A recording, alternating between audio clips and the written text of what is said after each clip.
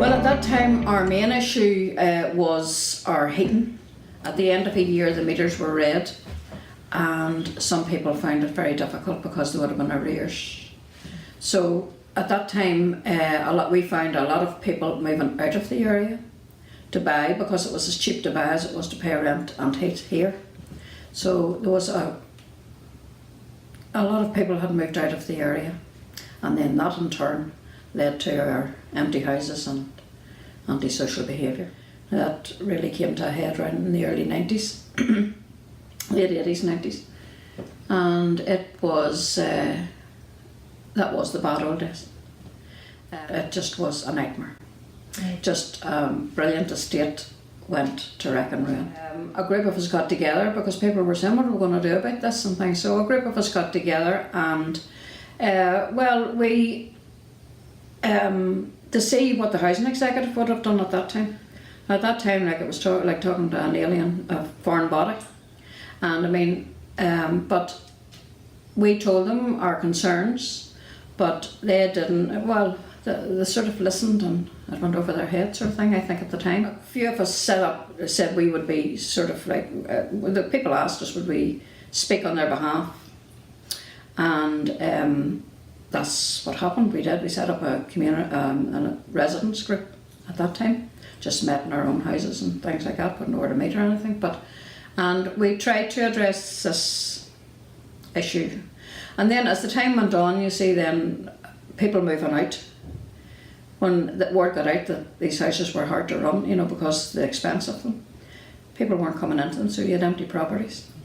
And then this is where the antisocial came in. Yeah. There was areas in this estate that probably never had tenants. And you couldn't have faulted anybody for moving out.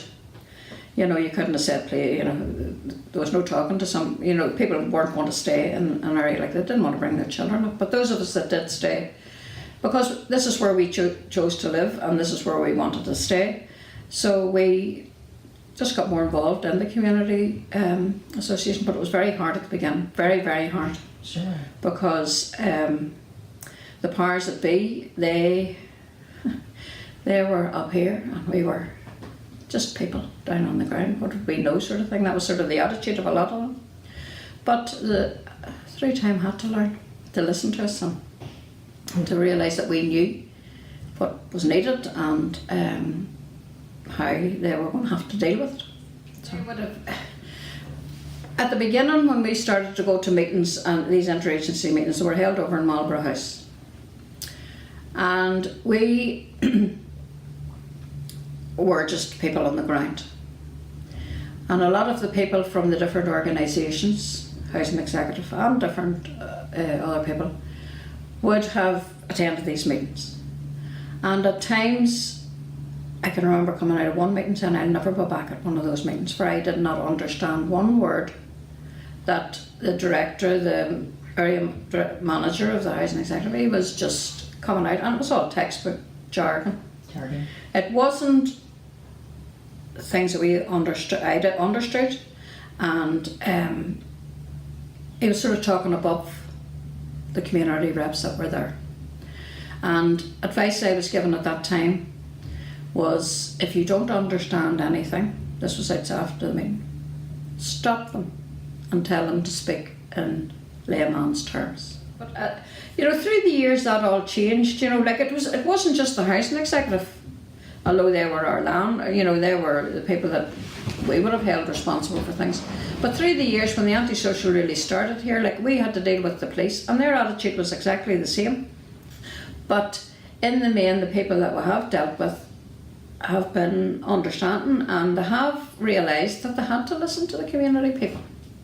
They had to listen to them because we knew what was going on, and we knew what was all about. You know, like, it's all right somebody sitting maybe at a desk and saying, getting a phone call saying there was another house burnt in Eden Beg, as it was then. Oh dear. You know, there was the neighbours in the area had to be dealt with, you know, as well. They had to have that concern. And through the years that has worked, that has changed with the housing executive and with the different agencies. Right.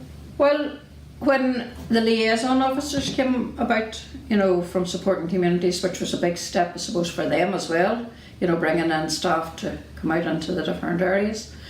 It was like giving us another arm. Their support has been invaluable. Their friendship has been invaluable as well. And that has been a big thing. I think, you know, I think with supporting communities, with them involving, they never lost the personal touch. There is a special kind of a bond with supporting communities, and I mean, I wouldn't feel uncomfortable speaking to anybody in supporting communities now, because we have that bond with them, and that goes from the top down. You know, I think now most of the community groups, and I would suppose maybe supporting communities would find this too, there's new bodies coming on board, which is brilliant and which is needed. You know, us old hands, like, you know, sort of could have been very much stuck in our ways and, you know, things like that. So I think it's good that there's new people coming on board, community groups for a start. Well, Drumellin has been very, very lucky with supporting communities as well, because you have an outreach base here. So I mean, you have always been on top, for want of another word. You have always been here. And I would like that to stay. You know, I think Drumellin is sort of like, as I said earlier, it's like another arm. It's you are here for support, and I think it's that support, as long as that's all continued with other groups as well, you know, not just ourselves, but it's lovely to have somebody here that is so knowledgeable, and you can just phone, what does that mean? You know, to come in and say, and not feel afraid, you can come in and say that. Because at the beginning that was another thing, people felt very ignorant, you know, like really, you know, you'd have felt like they can't go into that meeting and say anything because they wouldn't even know what I was talking about. But then, thankfully, through the years, that has changed, you know, too. I would like to see supporting communities continue in the way they're doing, expand in the different areas that they're working in at the moment, and that has been brilliant. And to continue employing, recruiting the same type of people.